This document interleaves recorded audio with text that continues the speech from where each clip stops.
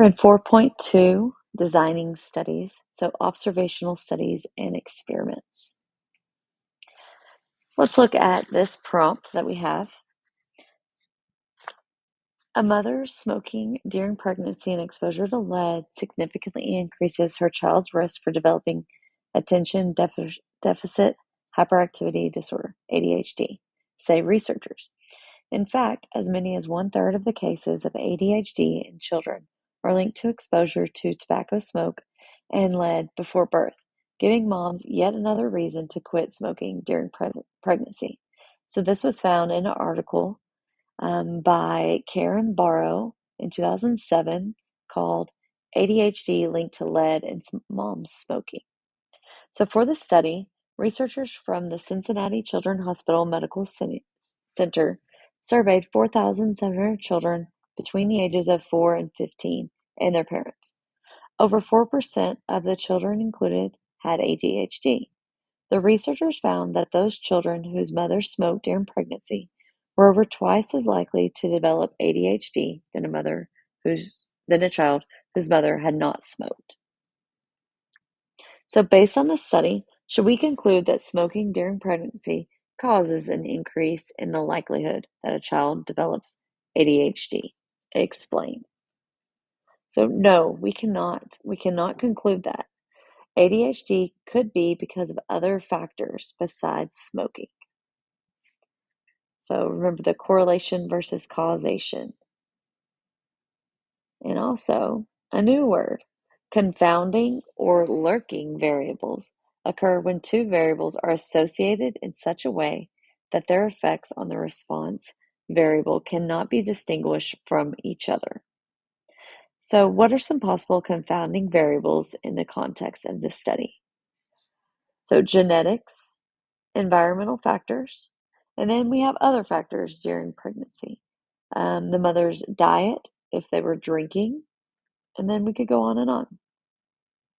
So is there a way to prove that smoking causes ADHD? Yes, with an experiment. But think of what we would have to do with an experiment. We would have to assign some pregnant women to smoke and others not to. But that would be unethical. So it's not possible to prove this idea. So we have two different types of ways to collect data. So we have the observational study. It observes individuals and measures variables of interest, but does not attempt to influence the responses. So it's just an observation. The next one is an experiment. It deliberately imposes some treatment on individuals to measure their responses. So you would have a treatment group and a control group. Observational study only observes. An experiment imposes a treatment. Observational study describes and compares groups only to look at the correlation. But an experiment looks at the way possible to determine explanatory variable causes change in response. Observational study has confounding variables that become an issue, while experiment also has confounding variables, but they're not an issue for well-designed experiments.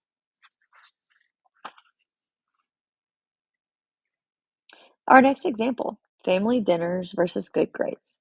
Does eating dinner with their families improve students' academic performance? According to an ABC News article, teenagers who eat with their families at least 5 times a week are more likely to get better grades in school. This finding was based on a sample survey conducted by researchers at Columbia University. So A, was this an observational study or an experiment? So let's look. Based on a sample study or survey. It would be an observational study because they did not impose treatments. They only asked questions. So the explanatory would be how many times the teens eat dinner with their family in a week, while the response would be their grades.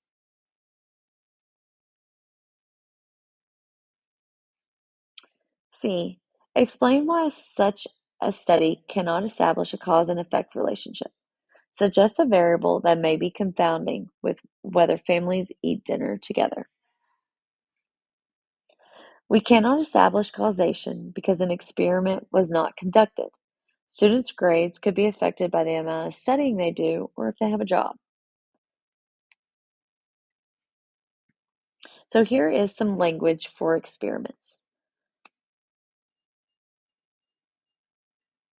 Okay, experimental units is the first one. Smallest collection of individuals to which a treatment are applied, or treatments are applied. When the units are human beings, they are called subjects. The treatment, a specific condition applied to the individuals in an experiment. Factor, the explanatory variables in an experiment are sometimes called factors.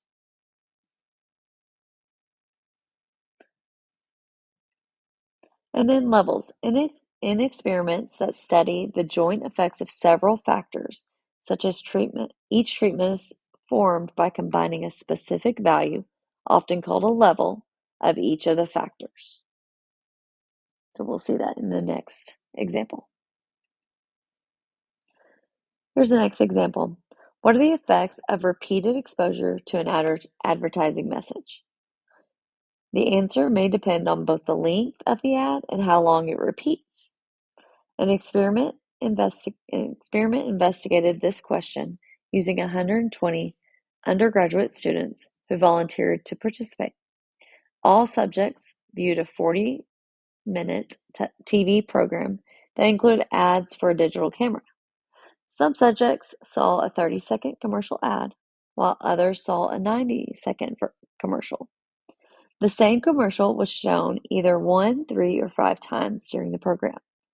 After viewing, all the subjects answered questions about the recall of the ad, their attitude toward the camera, and their intent to purchase it.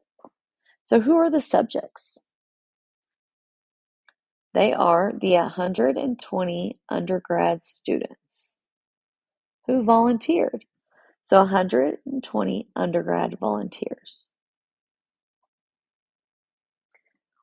Okay, next up is factors. So remember, factors is the explanatory variable in an experiment. So what is that? That is about the ad. So we have different levels for the ad. So 30-second and 90-second. And then also the frequency. There's 3 different types of frequency. They either saw it 1, 3, or 5 times. So these factors had levels. So we would compare all of the levels to see if there was something that we could conclude. Okay, our response is what happened after they saw or after the treatment was imposed. So the treatment was watching the 40-minute TV program. So the response is what happens after that. So they were asked questions, their recall, their attitude, and their intention. Okay, so let's talk about how many treatments we had. So we can create a diagram. So we have the different levels. So the length of the ad, either 30-second or 90-second. And then they saw it 1, 3, or 5 times. So that came up with 6 different treatments.